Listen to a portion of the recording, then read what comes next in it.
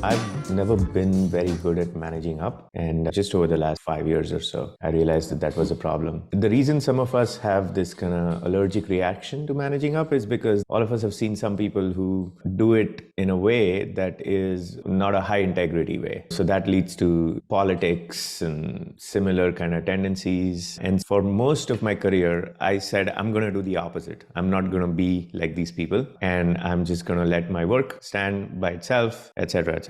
And I would say that kind of slowed down my growth. So this is the main point. You need to first understand that you can be both good at your work and be proactive about managing up. Now, what is managing up? So in my view, managing up has a few key components. Number one is that you proactively make effort to understand what your management wants from you and from your team. And oftentimes you have to over communicate that reassurance if things are going well. Yeah, you need to be in constant touch with management and leadership, and you need to figure out async ways like status updates or synchronous ways. Certainly use more time in one-on-ones with your manager to keep communicating wins and overemphasizing them. Even if you know your manager knows about it, sometimes just emphasize that, because some managers don't remember everything, they can't keep state and so on. So that aspect is very important. The other aspect of managing up is making clear to your management where you need their help and what aspects of your job are really difficult. Okay. So on this point, share my personal experience. I'm a huge believer in high agency, and that's what made me who I am, which all sounds great. But here's the problem when you have very, very high agency. The challenge is that you're not afraid of any problem, and you make every problem, oh, I'm going to solve this. So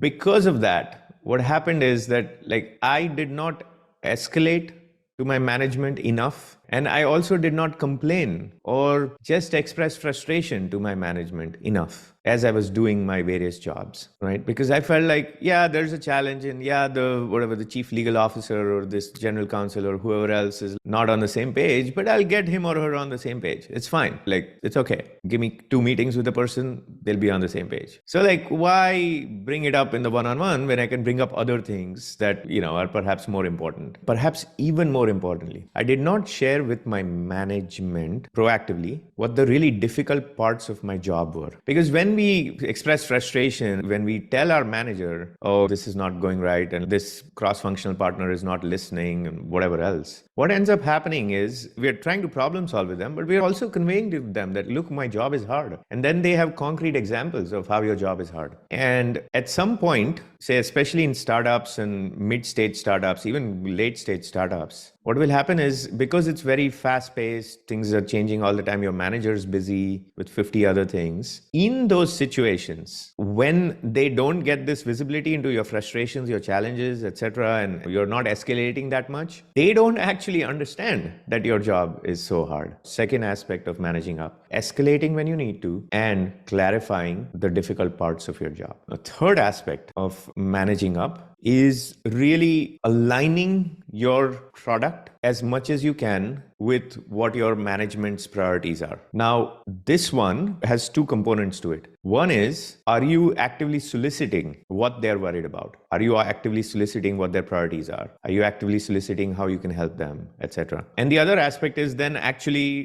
doing the alignment, realigning your priorities, your strategy, etc., with whatever is being proposed. And I don't mean this in the macro sense. Of course, if the company priorities for 2023 are ABC, right? Everybody aligns there. But the people who are very good at managing up are constantly checking in. They also try to join certain meetings where they can get that signal, that real-time signal. Because again, in a fast-paced organization, many things happen very quickly. But sometimes that felt a little random, both sort of my manager's goals, or maybe my manager wasn't even aware what their goals were. And if you've been at a company long enough, oh, it's not actually going to work. They're going to say this month, and then next month they're going to do something else. I've seen this movie enough times before, and it's not cynicism. It's not coming out of cynicism or disdain for anybody. It's just coming out of an understanding of the organization. So in those cases, I would try to shield my team from this stuff. But that doesn't mean that did not leave a bad taste. So it's really important to remember that when you do this, or certainly when I did this, there was a cost to it. So anyway, these I've covered, but this one I did not do as well, especially this part I did not do. And it turns out that asking for advocacy is important. It's really important